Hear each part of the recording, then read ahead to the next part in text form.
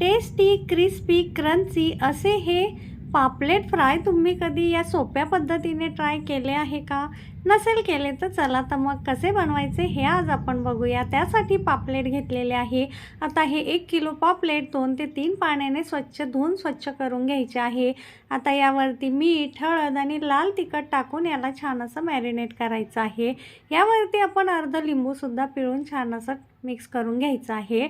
आता मीठ व हळद तिखट आतपर्यंत या फिशला लागेल या पद्धतीने आपण मॅरिनेट करूया। आता इथे हिरवी मिरची, लसूण, कोथिंबीर आणि मीठ आपण यामध्ये टाकून छान असं बारीक फाईन पेस्ट तयार करून घेतलेली आहे।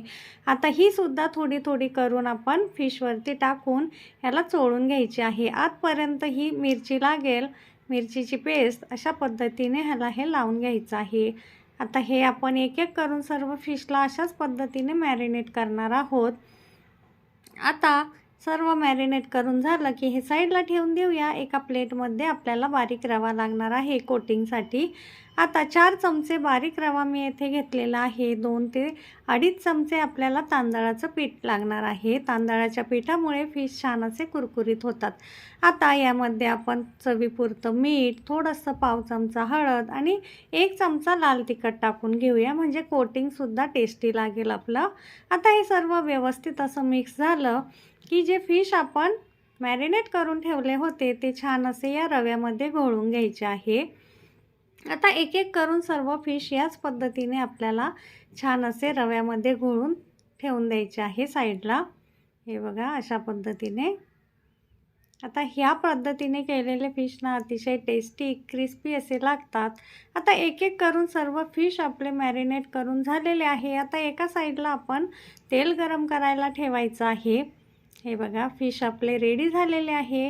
आता तेल छान असं गरम करून घेऊया। तेल टाकताना आपण 2 ते 3 चमचे तेल इथे टाकून घेतलेलं आहे। तेल हे भरपूर प्रमाणात टाकायचं, म्हणजे फिश आपले जळत नाही आणि शक्यतो असं चिकटणार नाही अशा भांड्यामध्ये फिश टाकून घ्यायचे आहे फ्राय करण्यासाठी। आता हे अलटून पलटून घ्यायचे आहे। आपण बघू शकतात किती छान असा कलर आलेला आहे फिशला। आता हे फिश तयार करण्यासाठी ना आपल्याला 20 ते 25 मिनिटाचा वेळ लागणार आहे। हे बघा सारखं याला असं अलट पलट करायचं आहे, म्हणजे एकाच ठिकाणी फार हा लाल किंवा काळा होणार नाही। आता आपण बघू शकतात किती छान असा गोल्डन कलर आलेला आहे आपल्या फिशला आणि छान कुरकुरीत असे आपले हे फिश फ्राय बनवून तयार झालेले आहे। याला बनण्यासाठी आपल्याला 20 ते 25 मिनिटाचा वेळ लागलेला आहे।